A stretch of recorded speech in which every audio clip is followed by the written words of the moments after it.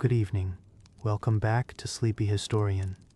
Tonight we are not going to talk about great battles or kings making decisions beneath painted ceilings. We are not going to stand in crowded markets or watch banners move across windy hills. Instead, we are going to sit quietly in a small medieval village and wait for something to go wrong. Because it always did. Not dramatically, not all at once, but steadily. And here is the expectation you may not have considered. Medieval life was not a constant emergency. It was routine. Long stretches of sameness. Familiar paths worn into dirt. The same bowl, the same bench, the same field. What made it fragile was not chaos. It was how little margin there was when something shifted. A harvest slightly thinner than expected. A winter slightly longer than planned.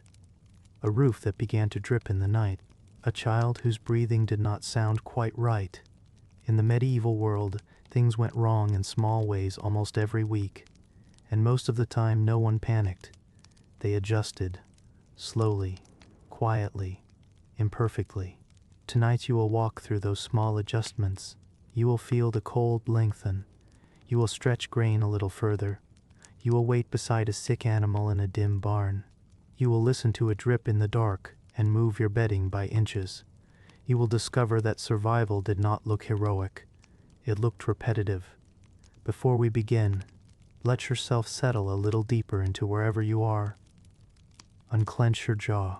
Let your shoulders lower just slightly. There is no urgency here. Nothing sudden will happen. No sharp turns. Only slow time passing. If you enjoy these long, steady walks through the past, you may return again to Sleepy Historian. You may subscribe.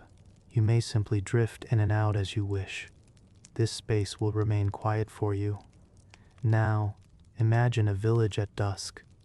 Smoke rises thinly from low chimneys. The sky is not dramatic. It is muted, a kind of gray-blue that feels undecided. The air smells faintly of damp earth and wood ash. Most evenings look like this. Most evenings feel stable. But stability in the medieval world was not strength. It was balance. And balance could tilt with something as simple as a few weeks without rain, or too much of it. You will come to understand something over the next hours. When things went wrong, medieval people rarely fixed them. They absorbed them. They stretched their routines. They narrowed their expectations. They endured. And often that was enough. You may notice as we move forward that there is no dramatic crisis point. Instead, there will be a slow accumulation of small inconveniences. Hunger that is not sharp but constant. Cold that does not shock but lingers. Worry that does not shock but sits beside you.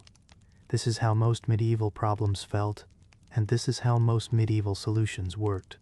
Through patience, through repetition, through doing the next necessary thing. You may find as you listen that your breathing begins to match the rhythm of these small adjustments.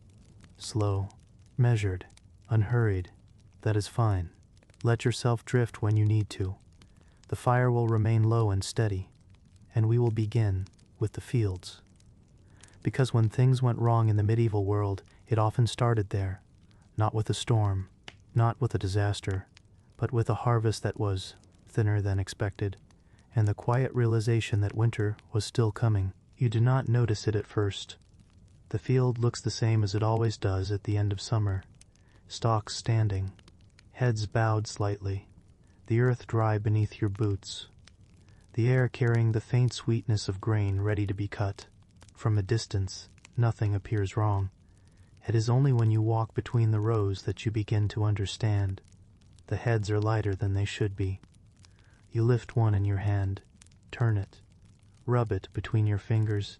The grains fall into your palm, fewer than expected. You count them without meaning to. You do not sigh. You simply move to the next stalk, and the next. The field is not ruined.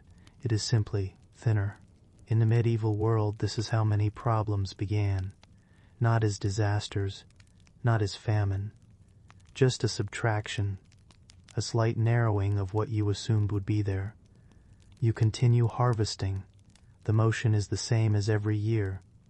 Bend, cut, gather, tie. Stack. The rhythm does not change, but the bundles feel smaller. You tell yourself that perhaps the far side of the field will be better.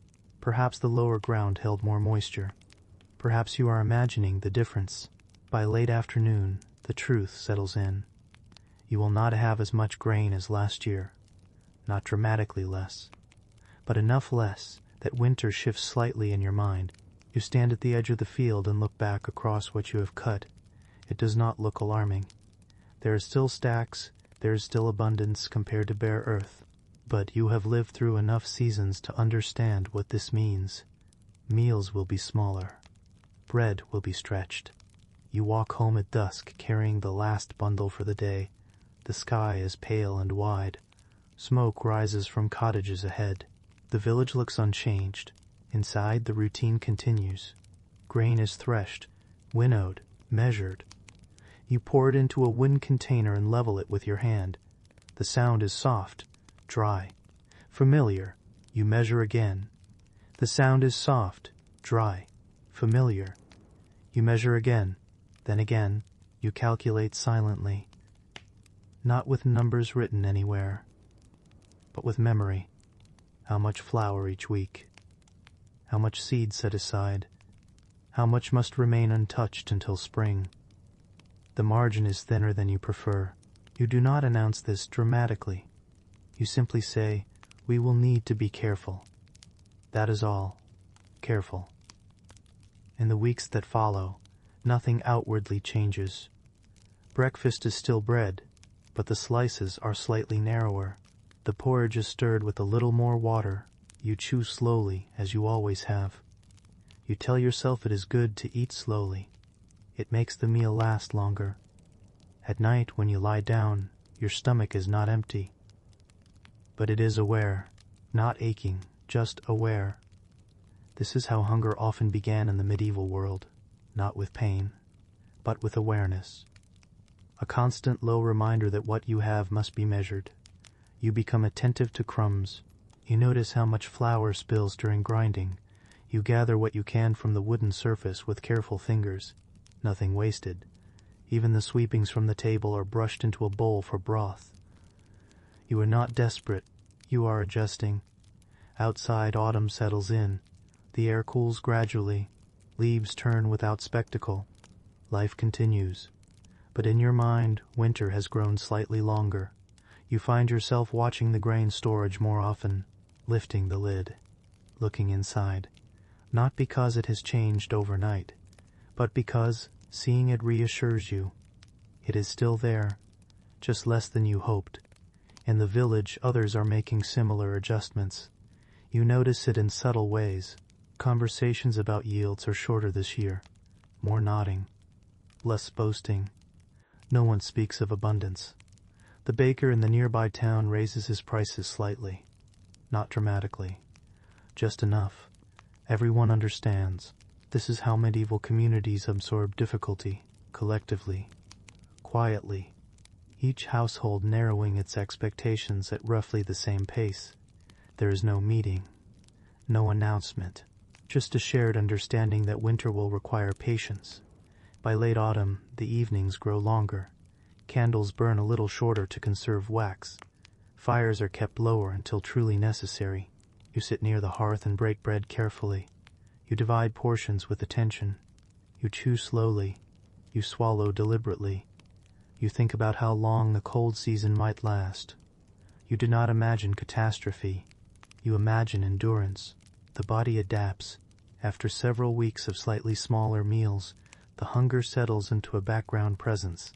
You wake with it. You sleep with it. It becomes familiar. Your belt tightens by one notch. You move more deliberately to conserve energy. Tasks are spaced through the day rather than rushed. There is no advantage in haste. Time becomes your primary tool. If you can stretch what you have until spring, you will be fine. If the snow does not linger too long, if the seed grain remains untouched, if no illness interferes, you do not dwell on these conditions. You simply note them. This is what it meant when things went wrong in the fields. It did not mean immediate collapse, it meant calculation. It meant restraint. It meant living with a constant, quiet awareness that nature had offered slightly less than expected, and you would have to offer slightly more patience in return. You finish your evening meal. The bowl is empty. You scrape it clean with a piece of bread no thicker than your thumb. Outside, the wind shifts gently through the darkened field. The harvest was thin, but it was not gone, and so you endure. At first, the snow feels ordinary. It arrives softly in the night. You wake to a pale quiet outside the door. The world has been covered, but not dramatically. Just enough to soften edges, just enough to slow footsteps. You expect it to melt within a few days. Winter, in your memory, always begins this way. A brief whitening, a pause in field work, a time for mending tools and sitting closer to the hearth. You adjust easily, but then the cold does not lift. Days pass. The snow remains. The sky stays a muted white gray that gives no clear sign of change. The wind sharpens, though never violently. It simply persists. You wake each morning and notice your breath in the air before you notice anything else. Inside, that is what feels different. Your breath should not linger so long indoors. You rise from your sleeping place and pull your cloak closer around your shoulders. The wool smells faintly of smoke and long use. It has not dried completely in days. Nothing has. You step closer to the hearth. The fire from the night before has collapsed into dull embers. You kneel and coax it back carefully, feeding it small pieces of wood. Small pieces, not large ones. You have already begun to measure the woodpile differently. When winter stretches longer than expected, firewood becomes time made visible. You look at the stack beside the house. You count it without meaning to. Each piece represents warmth for an hour, perhaps two. The snow outside is not melted. The path to the well is deeper now. Each step presses into packed white. You carry water carefully, your hand stiff against the handle of the bucket. The rope creaks faintly when you lower it into the shaft. The sound echoes longer in cold air. When you return inside, your fingers burn as they thaw near the fire. The days grow quieter. There is less reason to step outdoors except for necessity. Animals must still be checked. Water must still be drawn. But movements are slower now, more deliberate. The cold settles into your joints. It is not sharp pain. It is stiffness. You sit longer before standing. You rub your hands together more often. You stretch your back before lifting anything heavy. Food changes too. The thinner harvest you gathered months ago now feels more significant. You measure flour with even greater care. Porridge is thinner. Stews rely more heavily on whatever root vegetables remain in storage. You chew slowly not only to make the meal last, but because your body conserves energy without asking your permission. At night, sleep becomes lighter. The wind presses faintly against the walls. Snow shifts on the roof. Sometimes you wake simply because the cold has crept closer. You adjust your blanket. You turn toward the warmth of another body nearby. Shared heat becomes important. No one says much about it. You all know winter can linger. But this one lingers beyond comfort. The sky rarely clears. Days pass without sunlight touching the ground. The world feels suspended in pale gray stillness. In the barn, animals breathe heavy clouds into the cold air. You brush frost from a wooden beam and watch it fall like powdered glass. The cow's flank feels warmer than anything else around you. You rest your hand there longer than necessary. You listen to her breathing. You measure that too. Everything becomes something to measure. Wood, grain, breath, light, time. When winter overstays its welcome, the village adjusts together. Conversations become shorter because mouths are reluctant to open in cold air. Work becomes concentrated in fewer hours. Candle use is rationed more carefully. You learn to sit comfortably in dimness. The silence grows thick, not frightening, just extended. By the fourth week of uninterrupted cold, you begin to imagine spring less clearly. The memory of damp soil and green shoots feels distant. You do not panic. You simply narrow your expectations. Perhaps the planting will be late. Perhaps the harvest next year will be smaller. You store that thought quietly. One afternoon you notice that the woodpile has dropped lower than you prefer. Not dangerously low, but visibly reduced. You stand beside it and rest your hand on one of the logs. You calculate again. How many weeks until thaw? How many hours of fire per day? You decide without announcing it that the fire will burn lower during daylight. You will save warmth for night. And so you sit with less heat. Your body adapts again. The cold becomes background rather than interruption. This is how medieval endurance worked, not by defeating winter, but by allowing it to exist without protest. You layer clothing. You patch small holes in wool. You mend gloves with thread saved for this purpose. You eat carefully. You move slowly. And you wait. Waiting becomes its own labor. You watch for the smallest sign of change. A drip from the edge of the roof. A patch of darker earth beneath the snow.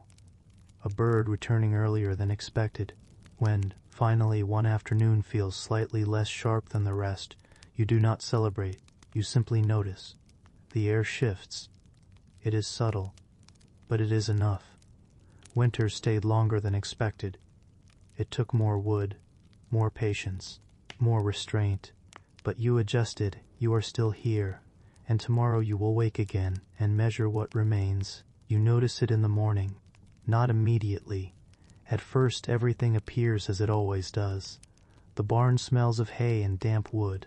The air is warmer inside than outdoors, thick with the steady breathing of animals that have shared the night together.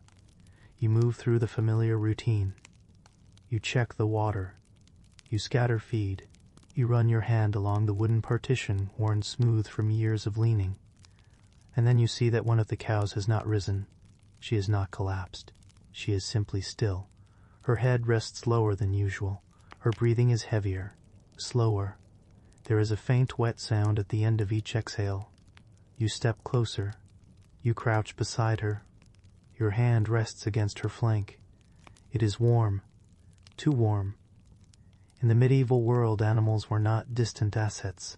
They were survival in physical form. Milk, labor, manure for fields, future calves, all of it lived and breathed in the barn. When an animal grew ill, the problem was not abstract. It was immediate, but it was rarely dramatic. You do not shout. You do not panic. You observe. You listen. You measure her breathing with your own. Inhale. Exhale. Inhale. Exhale. The rhythm is uneven. You bring water closer.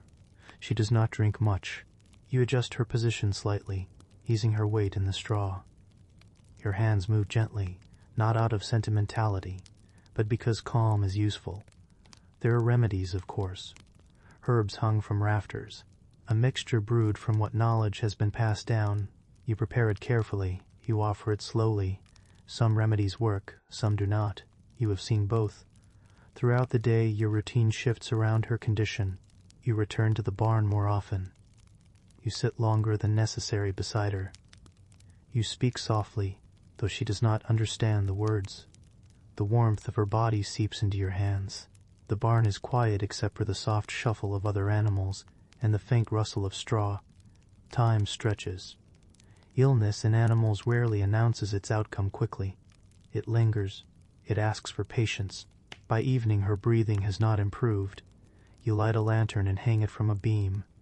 The glow casts long shadows across wooden walls.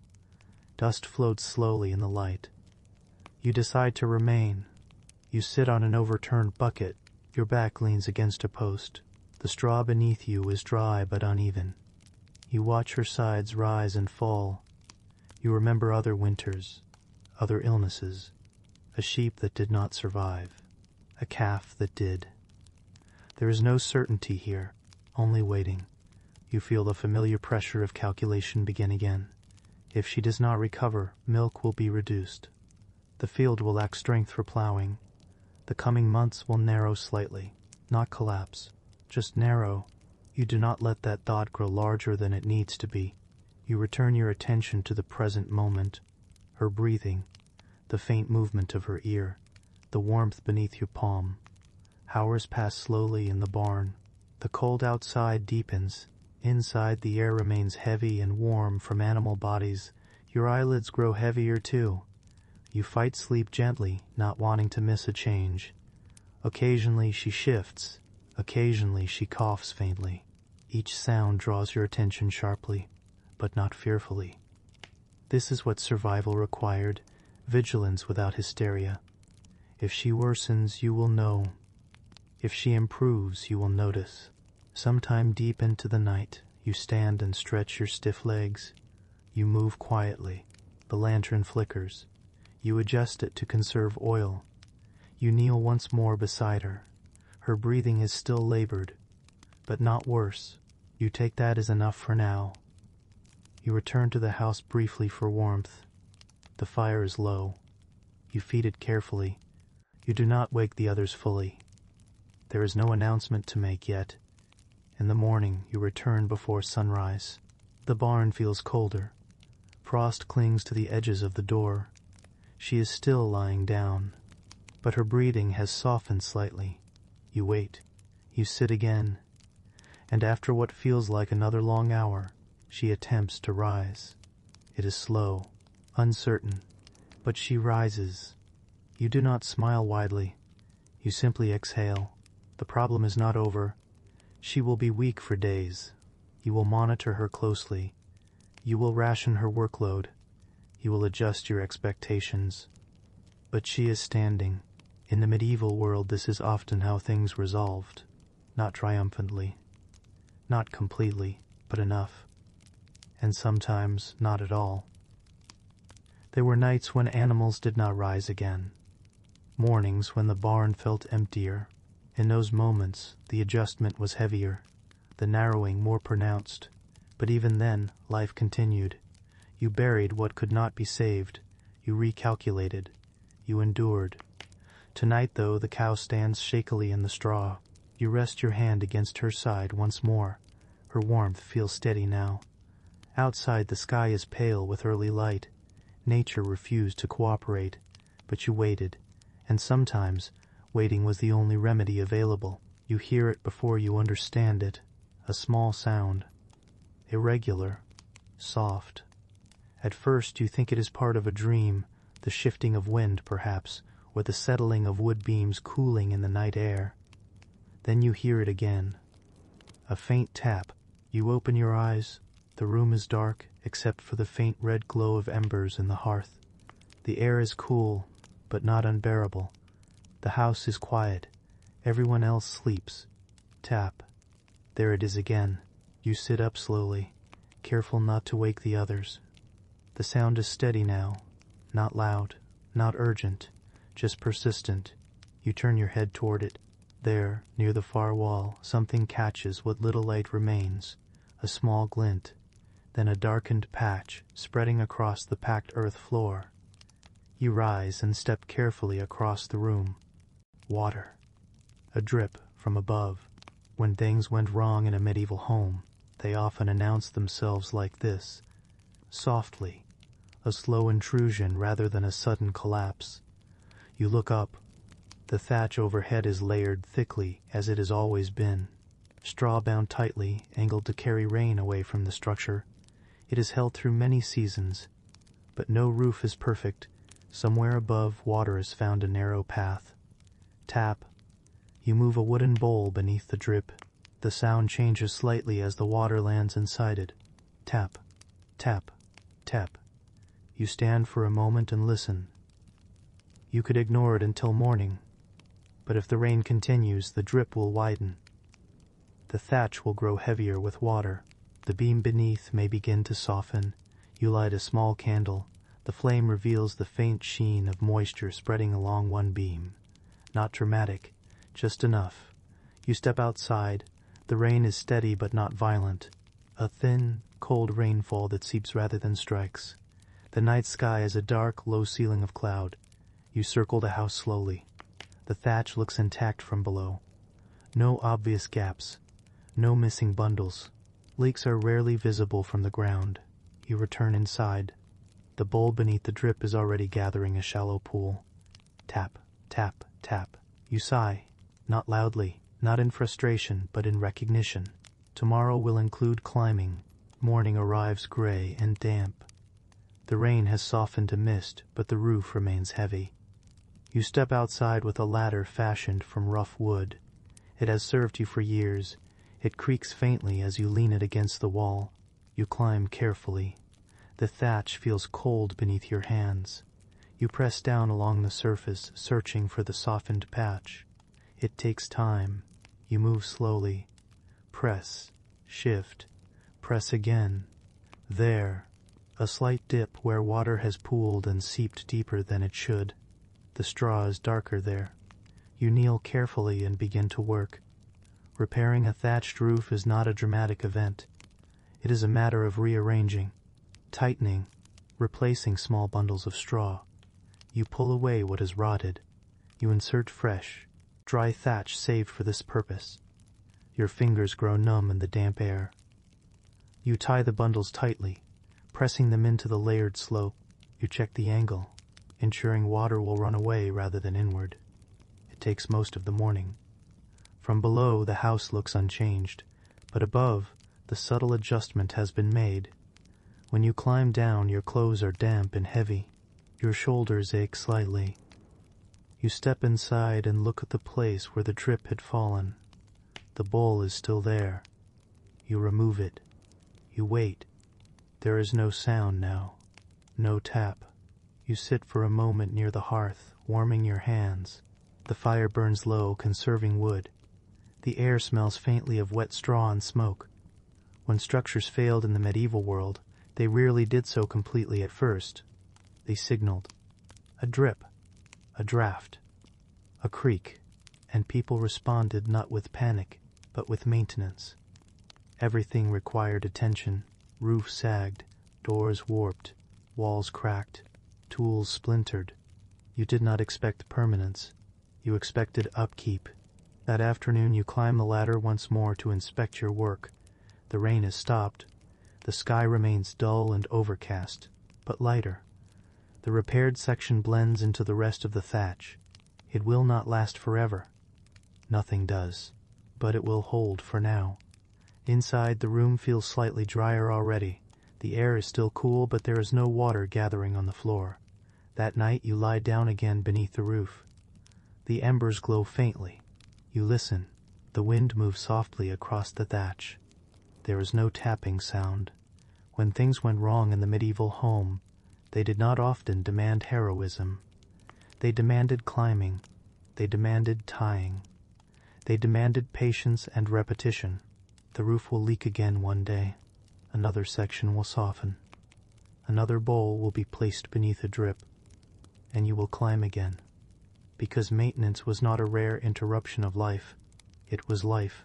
You feel it before you hear it. A slight resistance beneath you.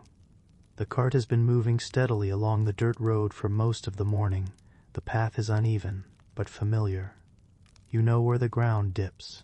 You know where the ruts gather rainwater. You adjust instinctively as you walk beside the ox, one hand resting lightly against the wooden frame. Then there is a small shift. Not a snap, not yet, just a change in the rhythm. The wheel does not turn as smoothly as it did a moment ago. You stop. The ox lowers its head, grateful for the pause. Its breath moves slowly in the cool air. The road ahead is empty.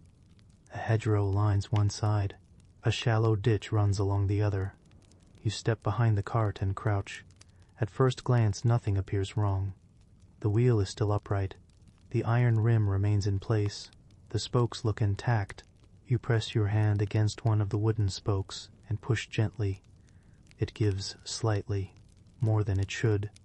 You lean closer. There, near the center hub, a thin crack runs along the grain of the wood. It is not wide. It does not split the spoke entirely. But it is enough. Enough that you know continuing the journey would widen it. In the medieval world, tools were extensions of the body. A cart was not a convenience. It was labor made possible. Grain moved because of it. Firewood reached the house because of it. Market goods traveled because of it. A cracked wheel was not dramatic, but it was limiting. You sit back on your heels and look at it for a long moment. The crack will not mend itself, and there is no spare wheel waiting somewhere nearby. You unfasten the load carefully, a few sacks of grain, nothing too heavy, but enough to add strain to a weakened spoke. You remove them one by one and place them along the roadside. The ox shifts its weight quietly. You lift the cart slightly, testing how much pressure the damaged spoke can bear. It creaks faintly in response.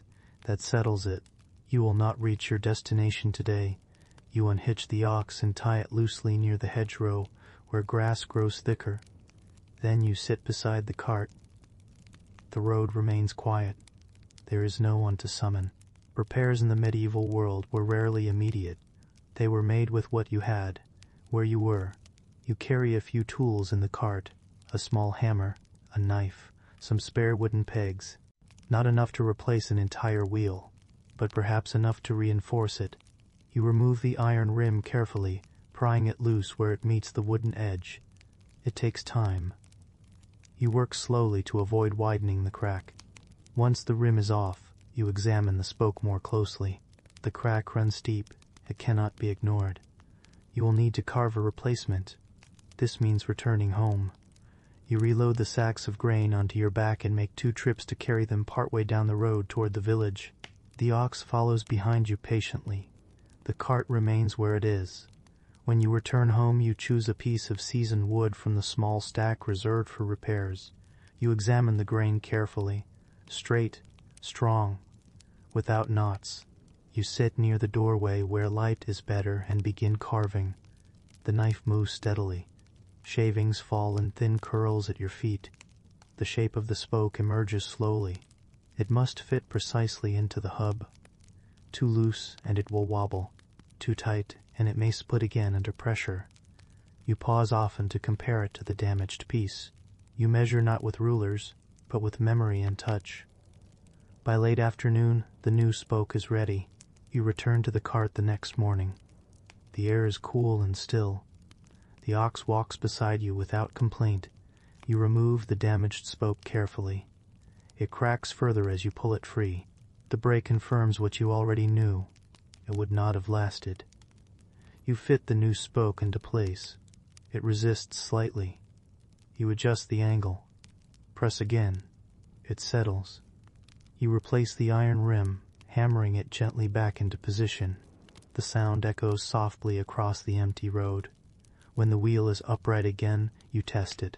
Push, turn, push again. It holds, not perfectly smooth. Wood rarely is, but steady enough. You reload the sacks. You hitch the ox, and you resume your journey. You are behind schedule.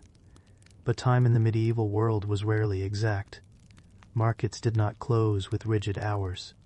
Conversations were not governed by clocks. The delay is inconvenient, but not catastrophic. When tools failed, the response was rarely to discard them. It was to mend, to carve, to reinforce, to accept that wood, like everything else, was subject to stress and wear. As you walk beside the repaired cart, you feel the wheel turn beneath your hand. Each rotation carries the memory of the crack that once threatened it. You listen for unusual sounds. You watch for wobble. You adjust your pace slightly to reduce strain. This is how things continued, not by avoiding breakage, but by expecting it. When you reach the market later than intended, no one expresses alarm. Others arrive with mended tools, patched cloaks, repaired harnesses. Nothing here is pristine. Everything bears signs of having gone wrong at some point. And everything bears signs of having been tended. You unload your grain. You exchange goods. And when you return home, the wheel still turns. It will crack again someday. Another spoke will split. Another morning will be delayed. But you will carve again. Because maintenance was not a sign of failure. It was proof that something had lasted long enough to need repair. You notice it in the sound. The bucket does not splash as quickly as it once did. Each morning the routine is the same. You walk the familiar path from the house to the well. The ground is worn smooth from years of footsteps. Even in dim light, your feet know where to fall. You grip the rope. You lower the bucket. The rope slides over stone with a soft rasping sound. It has always sounded that way. A dry whisper against the rounded edge of the well's mouth. But today, the rope continues longer than expected. You pause. You listen. Usually the bucket strikes water within a certain number of breaths. This morning you count one more. Then another. Then another. Then a faint splash. Lower. More distant. You draw the rope back slightly and lower it again, making sure it has settled fully. When you pull the bucket upward, the weight is lighter. Not empty, but not full. Water reaches only halfway up the wooden sides. You stand still for a moment. The air is cool and pale. The sky is undecided between gray and blue. A thin mist lingers near the ground. You peer into the well. The water level has dropped, not dangerously, not yet, but enough that you feel the small shift. In the medieval world, water was both ordinary and precious. It was drawn daily without ceremony. It filled pots. It washed hands. It boiled grain. It quenched thirst. Its absence did not arrive with thunder. It arrived quietly. You carry the half-filled bucket back to the house. You pour it carefully into the storage barrel. You do not spill a drop. Later that day, you return. The rope slides again. The bucket descends further than before. The splash is faint. You begin to calculate. Perhaps the spring feeding the well has slowed. Perhaps the past winter was drier than you realized. Perhaps others have drawn more than usual. It does not matter why. What matters is adjustment. You begin with small changes. Clothes will not be washed this week. Hands will be wiped rather than rinsed when possible. Water used for boiling grain will be saved for cleaning afterward. Nothing dramatic. Just subtraction. You mention it to a neighbor in passing. They nod. Their well sounds similar. In villages, wells were often shared or closely connected through underground channels. A lowering in one could mean lowering in others. The conversation is brief. No one announces alarm. But everyone begins to measure differently. At the well, you lower the bucket more slowly now, ensuring it does not tilt and spill precious water before reaching the surface. You pull it up carefully, resting often to avoid jerking the rope. The rope itself shows wear. It rubs against stone daily. If the well runs lower, you will need more length. You inspect it for fraying. Another calculation.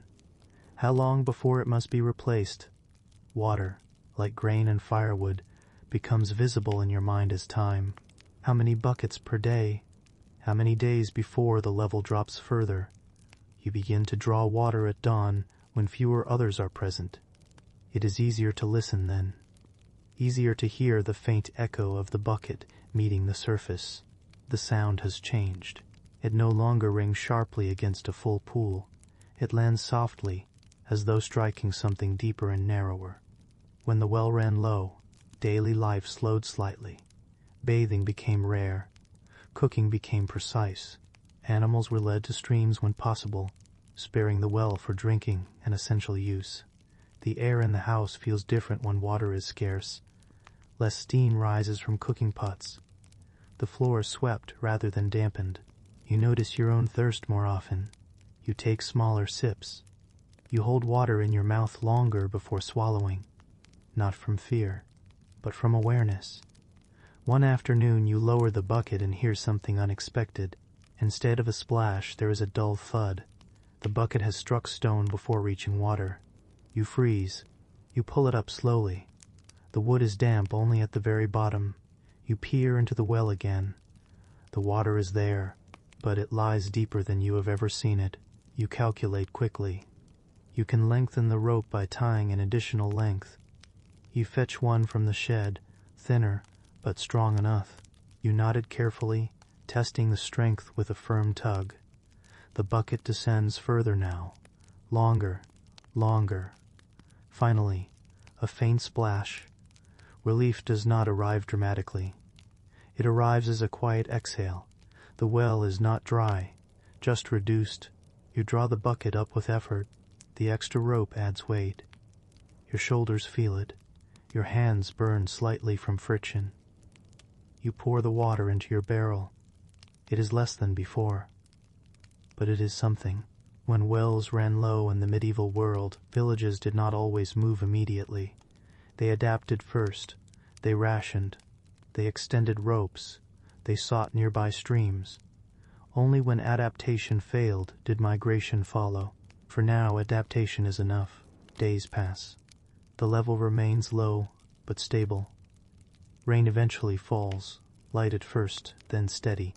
You listen to it on the roof and imagine it seeping down into the earth, filtering slowly toward the underground spring. You do not expect instant change. Water moves in its own time.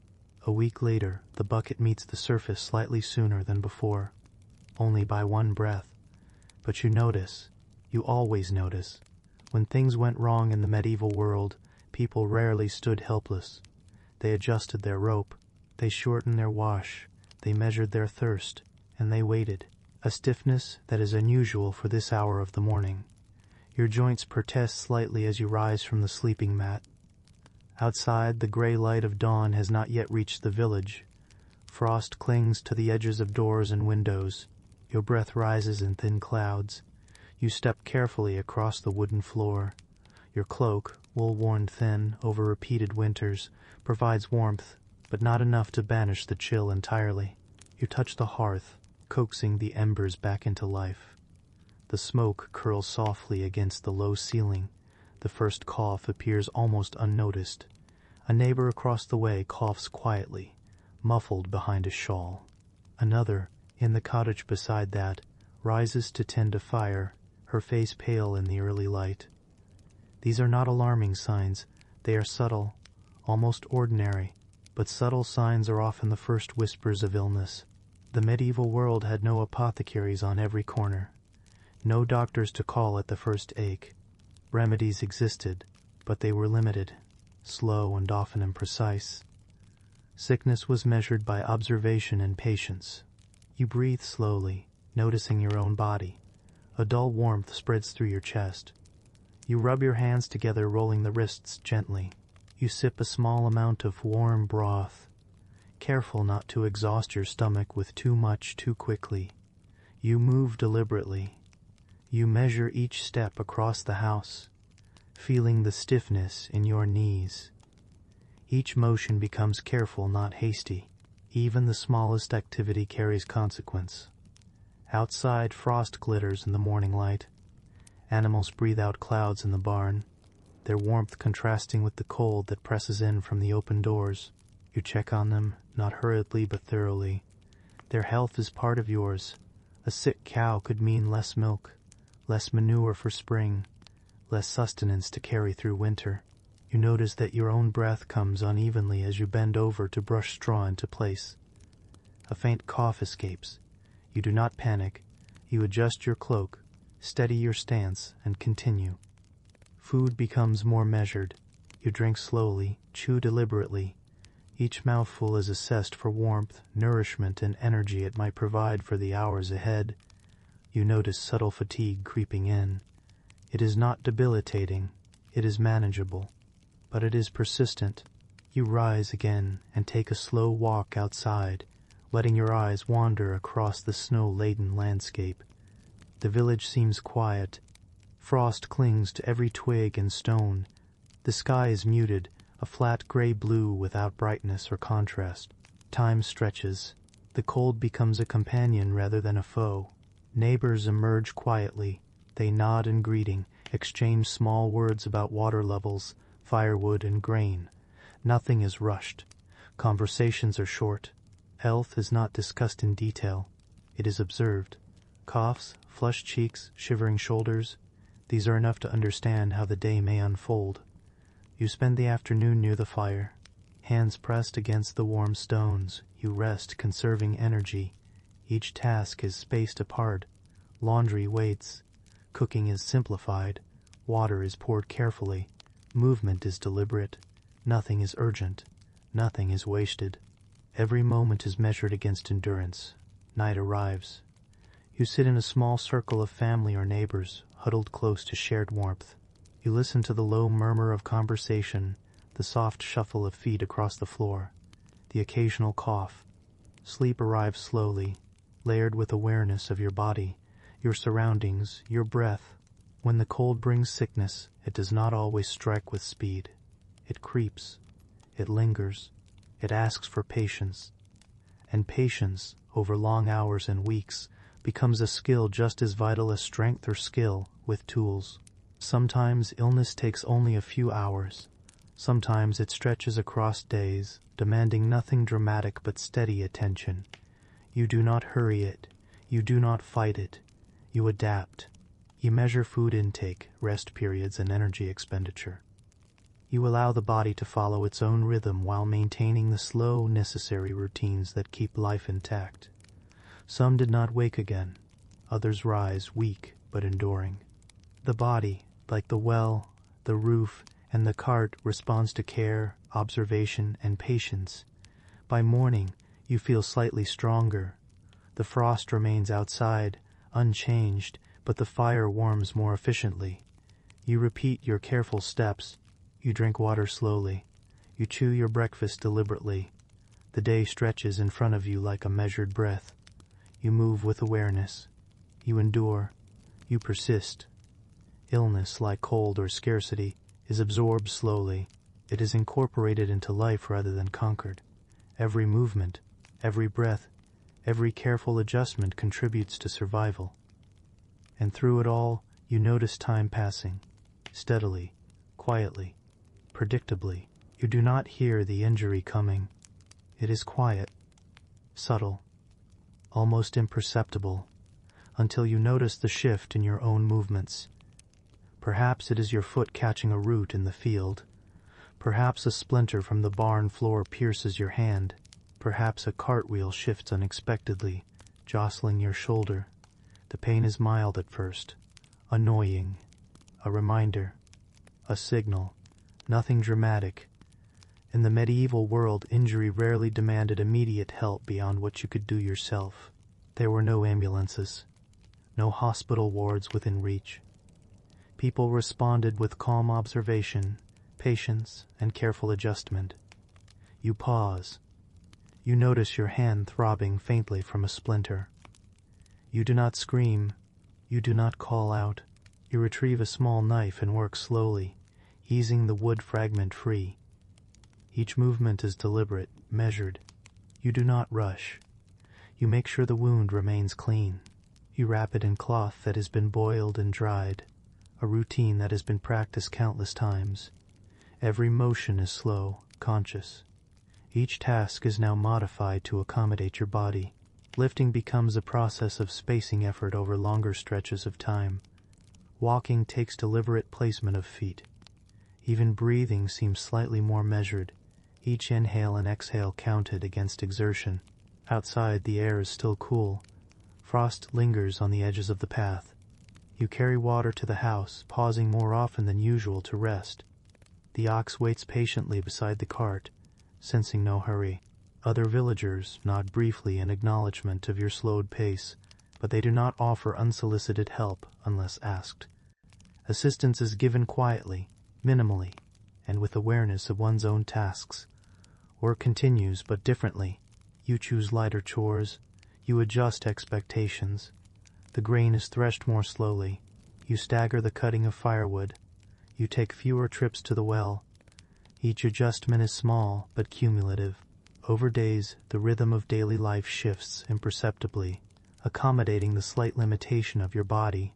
Pain remains, but it becomes background. You notice it only when you pause. The world continues around you undisturbed. The wind moves through the village. Animals breathe heavily in the barns. Smoke rises faintly from chimneys. Time does not stop for discomfort. It flows. You move with it, adjusting and persisting. By evening, your splintered hand has begun to swell slightly. You soak it in warm water. You press cloth gently around it. You do not allow panic to enter. You do not expect perfection. You expect care, attention, repetition, patience, patience. The next day, you move through chores with the same deliberation. Each step, each lift, each bend is calculated. The village has its own rhythm. The fire burns low but steady. Water is drawn carefully. Bread is broken and shared. All continues, slowed and softened by the body's limits. Injury, like illness or scarcity, is rarely catastrophic at first. It is a gradual reshaping of daily life. You adapt, you adjust, you persist. Sometimes the adjustment is enough. Sometimes the injury worsens despite care. In those cases, you recalibrate again. You accept smaller portions of work. You rely on neighbors only as much as necessary. You conserve energy in ways both physical and mental. You notice that endurance itself becomes a form of skill. You learn to balance tasks, rest, nourishment, and observation. You learn to respect the body's quiet warnings before they escalate. You learn that surviving the subtle failures is often more important than overcoming the dramatic ones. At night you rest with awareness. You feel the pull of muscles, the ache of joints, the memory of the day's exertion. You breathe slowly, deliberately. You notice the warmth of the hearth. You listen to distant sounds, the drip of water, the soft rustle of straw, the faint exhalations of animals in their stalls. You feel both small and capable, restrained by circumstance but empowered by careful action. By morning, the splintered hand is swollen, yes, but functional. Pain persists, but it is bearable. You rise with attention. You move deliberately through the familiar routines. You notice the subtleties of the environment, frost patterns on the roof, ice along the edge of the well, smoke hurling softly from chimneys. Every element interacts with your awareness. This is the medieval rhythm of minor injury. Not dramatic, not heroic, not tragic. Just present, just absorbed, just endured. Slowly, carefully life continues. You persist. You survive. You adjust. The day stretches before you, measured in breath, movement, and observation. The body is flawed. Tools are flawed. Nature is flawed. And yet the rhythm carries on. It carries on because endurance is habitual, because small adjustments accumulate into survival, and because, in the medieval world, it was rarely a question of triumph. It was a question of persistence. You feel it first as a dull emptiness, not a dramatic pang, not a hollow stomach that demands immediate attention, just a quiet, persistent gnawing beneath the ribs, a reminder that your food stores are smaller than yesterday, that the winter was longer than expected, that the harvest failed in places you could not see. Hunger in the medieval world was rarely sudden. It arrived slowly, weaving into daily life almost unnoticed. It did not scream. It did not demand. It whispered, and you learned to listen. Breakfast is simple. Porridge stretched with water, a few root vegetables, and some thinly sliced bread. You chew carefully, allowing each mouthful to satisfy not only the body, but also the mind. Waste is not permitted. Nothing is wasted. Not a crumb, not a drop of broth. You notice your neighbors doing the same. Hands reach for small portions. Eyes glance toward stores. There is no complaint, only awareness, only subtle calculation. Tasks are rearranged around hunger. Heavy lifting is done in the warmest part of the day. Trips to the well or barn are spaced farther apart. The ox moves steadily, unhurried, and you adjust your pace to conserve energy. Even speech is softer. Conversation requires effort, and effort is measured carefully. By midday, the dull emptiness has intensified. You do not eat more. You simply slow further. Movements are economical. You carry a bucket of water more slowly. You sweep the floor with lighter strokes. You tie small bundles of firewood in the corner, arranging them carefully. You do not linger on the thought of scarcity. It is present, but unspoken. It is incorporated into the day, measured quietly in each action. The mind adjusts too. You notice details you might otherwise ignore. Frost patterns on the ground. A faint trail where animals have walked. The behavior of the ox and the cows. You learn to read subtle signs of weather or scarcity. You conserve not only energy but attention. You choose carefully where to place thought, where to linger, where to move without distraction. Afternoon brings another round of measurement. Flour for bread is rationed precisely. Root vegetables are peeled slowly, sliced carefully, boiled just long enough. Water is added sparingly. Each decision carries consequence, even if the effect is only faint, incremental. Hunger amplifies awareness. Hunger sharpens the rhythm of survival. Sometimes you notice others eating slightly more than before. You do not comment. You simply adjust your portion slightly, not out of malice or fear, but out of practice. Every day is a small negotiation between what exists and what is needed. Hunger is never dramatic in medieval households. It is cumulative. It is patient. By evening, the fire burns lower than usual. You huddle closer, your cloak wrapped tightly. The air smells faintly of smoke and wet earth. The ox rests quietly in the yard, head lowered. You check the barn, brushing straw carefully around the animals. Their feed is also measured. Nothing is excessive. Nothing is spared unnecessarily. The first few hours of night pass slowly. Sleep comes lightly. You notice each shifting limb, each shallow breath. Hunger hums beneath the calm awareness. You dream quietly of soft bread, of water warmed slightly over the fire, of the sun rising over a thawing field. These dreams are simple. They do not demand. They are faint, persistent echoes of need. By midnight, you rise again briefly, perhaps to adjust a blanket, perhaps to just a blanket, perhaps to check the fire, perhaps simply because awareness keeps you moving in small increments. You taste the cold air, notice the faint frost along the doorway, feel the subtle chill of the floor beneath your feet. Hunger is present, but manageable. It is observation, not panic. It is endurance, not desperation. In the medieval world, hunger shaped not only the body but the rhythm of every day. Meals were smaller. Work was paced. Decisions were made slowly, deliberately. Survival was cumulative, not spectacular. You persist. You adjust. You measure. You endure. Morning comes with the faint light of dawn. Hunger remains, subtle but present. But so does awareness. You rise again, continuing the routine. You tend fire, water, animals, and tools. You walk the frozen paths, each step deliberate. You move with care, with attention, with patience. You endure another day. And sometimes that was all that mattered. Not abundance, not triumph, not abundance. Simply enduring, noticing, adjusting, and persisting. Quietly, steadily, as the world and your body permitted. The first indication is subtle. A rhythmic sound that should accompany the flow of grain grinding into flour is interrupted. A soft, uneven squeal replaces the familiar, steady whirring. You pause outside the mill, hands resting lightly on the worn wooden gate. The wheel turns, but unevenly. The stone grinds not smoothly, but with hesitation, slight resistance. In the medieval world, a mill was more than a structure. It was central to the survival of the village. Flour for bread, meal for porridge, grain for livestock. A malfunction here ripples across many households. You enter the mill carefully. The air is cool and smells faintly of dust, stone, and damp wood. Light filters through small openings near the roof, falling on the slowly moving machinery. The gears creak faintly. The grinding stone hesitates. You observe each component. Nothing appears broken entirely. Nothing is dramatically displaced. The wheel has shifted slightly on its axle. One timber shows a faint crack along its grain. The shaft connecting the main wheel to the grinding stone is slightly misaligned.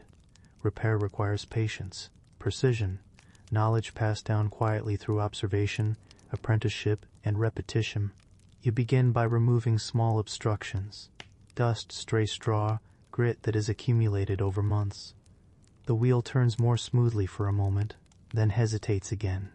You kneel on the floorboards, examining the axle and the connecting shaft. A wooden wedge, slightly worn, has compressed over time. You extract it carefully. You shape a new wedge from seasoned timber, carving it slowly until it fits snugly. Time passes almost imperceptibly. The rhythm of work blends with the ambient sound of the mill. A faint breeze through slats, the soft rustle of dust, occasional creak of timber under weight. You test the wheel repeatedly, adjusting, removing friction, tightening joints. Neighbors arrive slowly, not in alarm, but in quiet observation. They bring advice from experience, small tools, extra wedges. No one hurries. No one demands immediate resolution. Everyone participates in the process with patience. This is how communal labor is carried out. Hours stretch. The wheel begins to turn more reliably. You adjust the alignment of the grinding stone, making sure the grain will not spill or jam. Each adjustment is subtle but cumulative. You work slowly, carefully, aware of the consequences of each small motion. By late afternoon, the mill functions more smoothly, not perfectly, not as new, but functional enough to resume daily needs. The village can continue. Bread can be made, grain can be milled, livestock fed. The day ends quietly. You step outside. The sky is muted gray, heavy with the promise of evening. Smoke rises from chimneys, curling slowly in the still air. The road is quiet. The animals rest. The village continues, slowed but persistent. In the medieval world, tools and communal structures rarely failed dramatically. They failed gradually.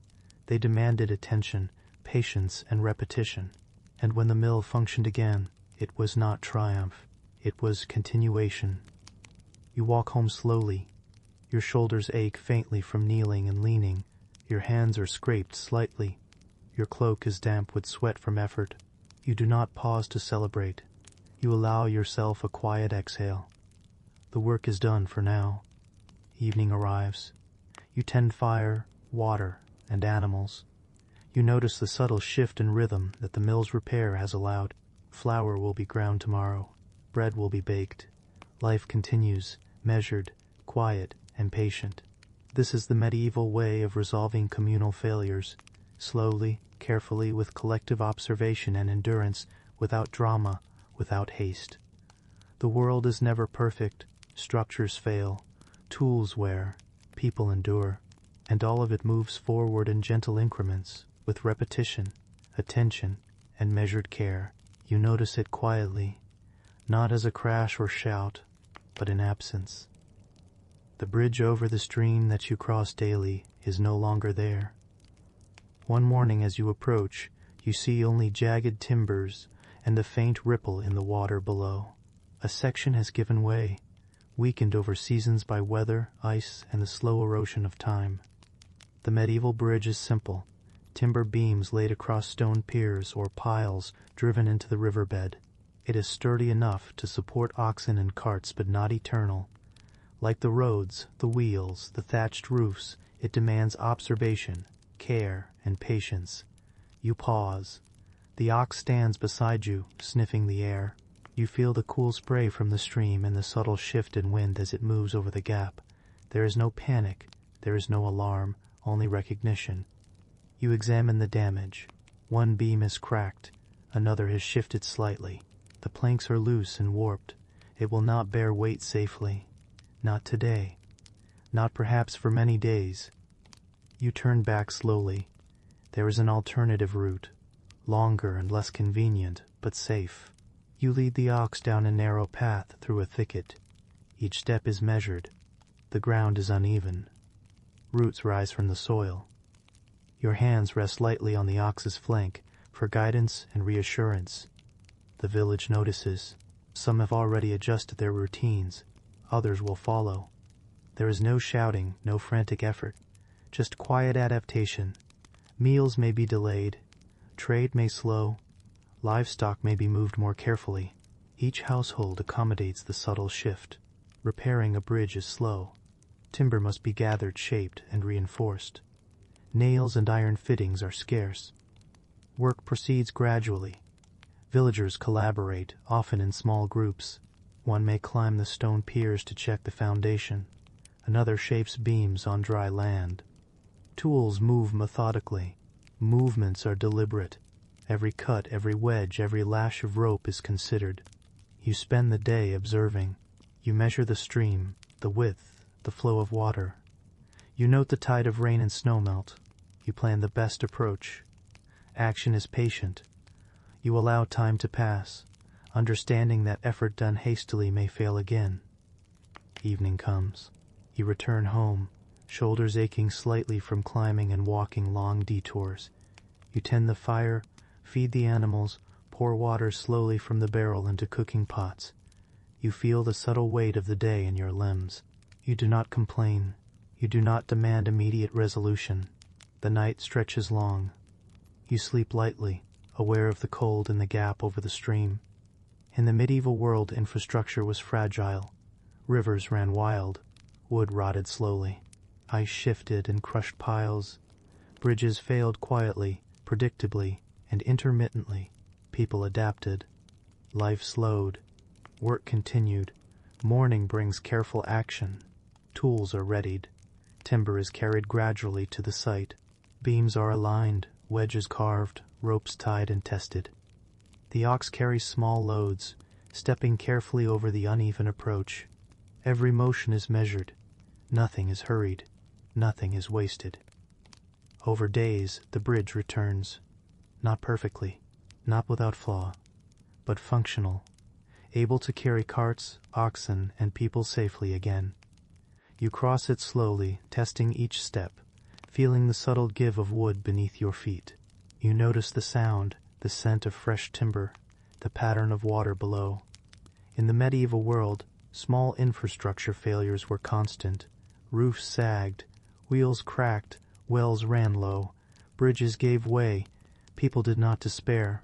They adapted, they measured, they repaired, they persisted. The bridge collapse does not disrupt life suddenly.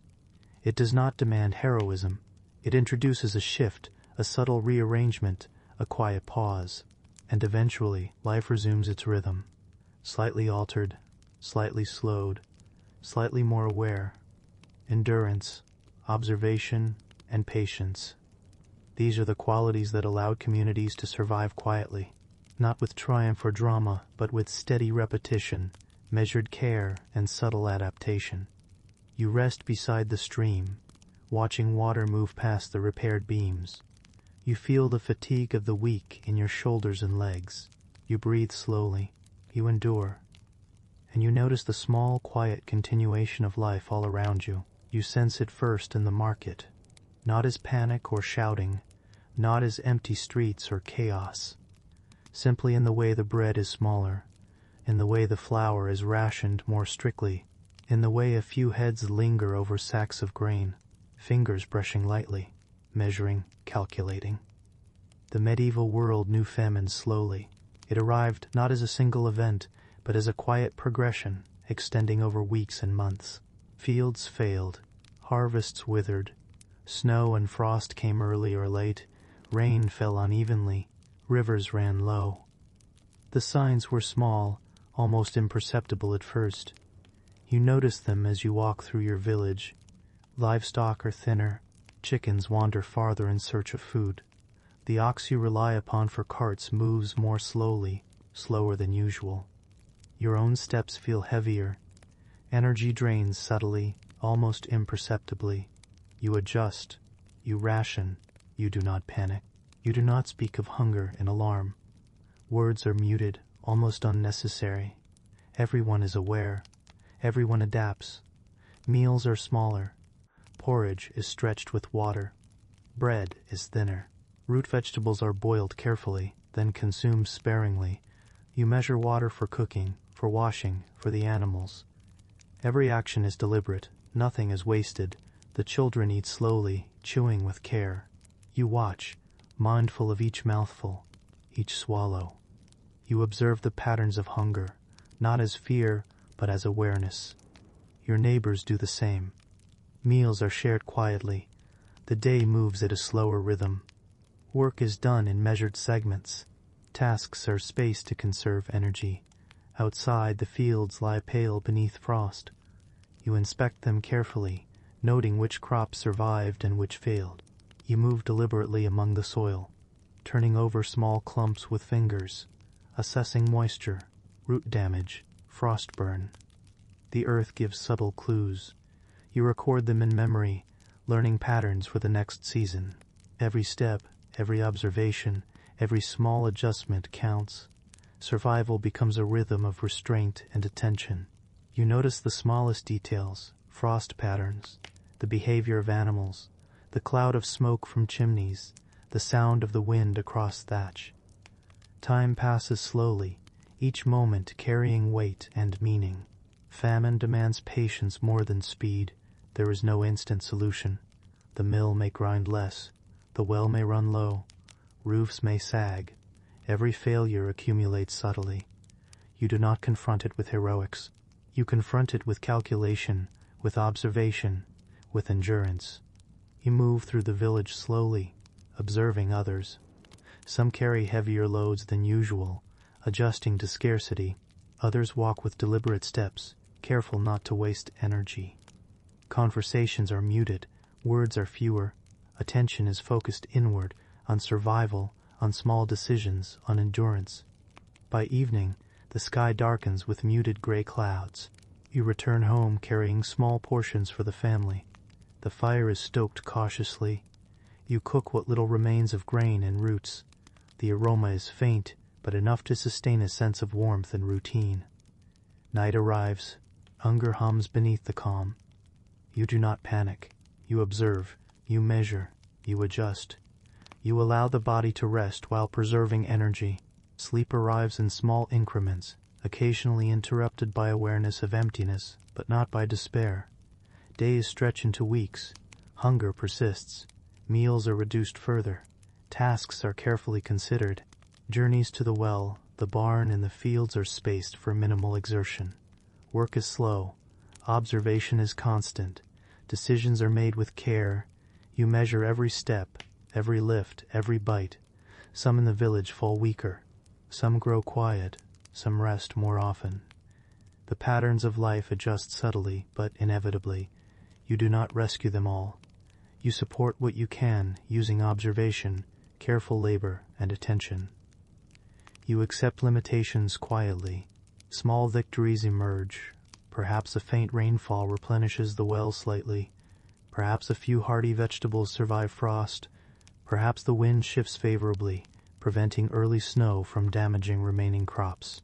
Each small gain is acknowledged without triumph, without celebration, quietly absorbed into the rhythm of endurance. By the end of the week you sense a small continuity. You have survived. The ox still moves. The animals are fed. The fire burns. Bread, though thin, still exists. Water flows, though measured. Life persists. Famine in the medieval world was not a single dramatic event. It was a series of quiet failures, subtle shortages, cumulative scarcity, and survival depended on observation, adaptation, patience, and repetition. Every small action mattered. Every small adjustment contributed. Every careful decision accumulated into endurance. The day ends with faint light fading behind muted clouds. You sit near the hearth, shoulders heavy, hands warm, eyes scanning the small household. You breathe slowly. You notice the subtle rhythm of life continuing despite difficulty. You rest lightly, aware of hunger, aware of cold, aware of the small victories that have allowed another day to pass. The night stretches long. Faint sounds of wind, water, and animals mingle with your quiet breathing. Hunger hums softly in the background, a persistent reminder of circumstance, but not a demand for panic. Sleep comes slowly, layered over observation, endurance, and cautious awareness. In the medieval world, when famine arrived, it demanded attention and adjustment, but not dramatics. Life moved slowly, deliberately, and persistently, shaped by subtle failures and quiet successes. You endure, you measure, you survive, and in doing so you witness the rhythm of human life. When all is fragile, quiet, and uncertain, you sit quietly now. The day is ending. The sky outside your small window has softened to muted tones of gray and pale blue, with shadows stretching across frost-covered rooftops. Smoke rises faintly from chimneys, curling lazily into the cold air. The wind is gentle, carrying the distant scent of damp earth, wood, and the faint tang of animals in their stalls. You breathe slowly. Each inhale, each exhale, carries the memory of what has passed, the cracked wheel, the low well, the subtle illness, the small hunger, the collapsed bridge, the failed harvest. Nothing is dramatic. Nothing is sudden. Yet every event has shaped today, your rhythm, your endurance. In the medieval world, life was rarely heroic. It was measured. It was deliberate. It flowed through observation, patience, and persistence. Every task, from drawing water to tending animals, repairing tools, or walking along frost-laden paths, required attention. Every movement was considered against energy, risk, and necessity. You feel the weight of small victories and subtle failures alike. The cartwheel holds once more. Water reaches your barrel. The ox remains steady. The fire burns. Meals are sparse but sufficient. Life persists. You notice how time stretches slowly here. Hours are long, deliberate. The cold, the wind, the frost, the rhythm of animals, all create a backdrop of endurance. You begin to understand that survival is not about triumph over circumstance, but about adaptation, repetition, and careful attention. Even discomfort becomes familiar. Fatigue is a companion. Hunger, a teacher. Cold, a measure of effort. Illness is an observer. Each challenge is integrated into daily life, forming a subtle, hypnotic rhythm. You close your eyes briefly, listening to the world. The faint drip of water from the roof, the soft rustle of straw in the barn, the distant sound of a crow in the bare trees. Life continues, quietly, slowly, predictably though fragile. In this slow rhythm, you find a kind of quiet release. Not joy, not celebration, not joy, simply awareness, simply persistence, simply the calm understanding that you endure, that the day has been met, that the routines continue. Even in the midst of difficulty, the medieval world reveals itself as steady, observant, and resilient. People rarely face catastrophe all at once. Instead, they navigated subtle failures, adjusting incrementally. They repaired, measured, waited, and persisted. Perhaps that is the lesson the centuries carry quietly to you. Survival is often slow, quiet, and cumulative. Triumph is not spectacular. Triumph is repetition. It is enduring another day. It is tending the small fires. It is observing the frost. It is adjusting when the wheel cracks, when the well runs low, when the bridge collapses, when hunger hums softly beneath the ribs. You notice your own breathing, steady and slow. You feel the warmth of the hearth against your hands. You feel the faint weight of fatigue in your shoulders and limbs. You notice the calm awareness that even as discomfort persists, life continues. You are part of that quiet rhythm now, connected to countless others who have walked these paths, who have endured the subtle failures and adjustments of ordinary life. The night stretches long and unhurried. Snow may fall, or frost may settle, or the wind may shift. The world outside moves slowly, quietly, predictably. You rest within it, aware of its rhythm, aware of your place within it. There is no dramatic conclusion, no sudden release, no spike of triumph, only continuity, only persistence, only gentle endurance. And perhaps that is enough. You allow yourself a final exhale. You notice the small warmth of your hands, the faint glow of the fire, the quiet assurance of the animals in the barn. The village, though fragile, continues. Life, though subtle and often slow, persists. Sleep approaches softly, layered over awareness, endurance, and observation. You do not resist it. You do not demand it. You allow the calm release, the gentle drifting into rest, the quiet integration with the rhythm of the world. And as the night deepens, as the hearth dims and shadows stretch across walls, you understand, not in triumph, not in drama, but in calm, deliberate observation, that this is how life endured in the medieval world, slowly, carefully, deliberately. And now you drift,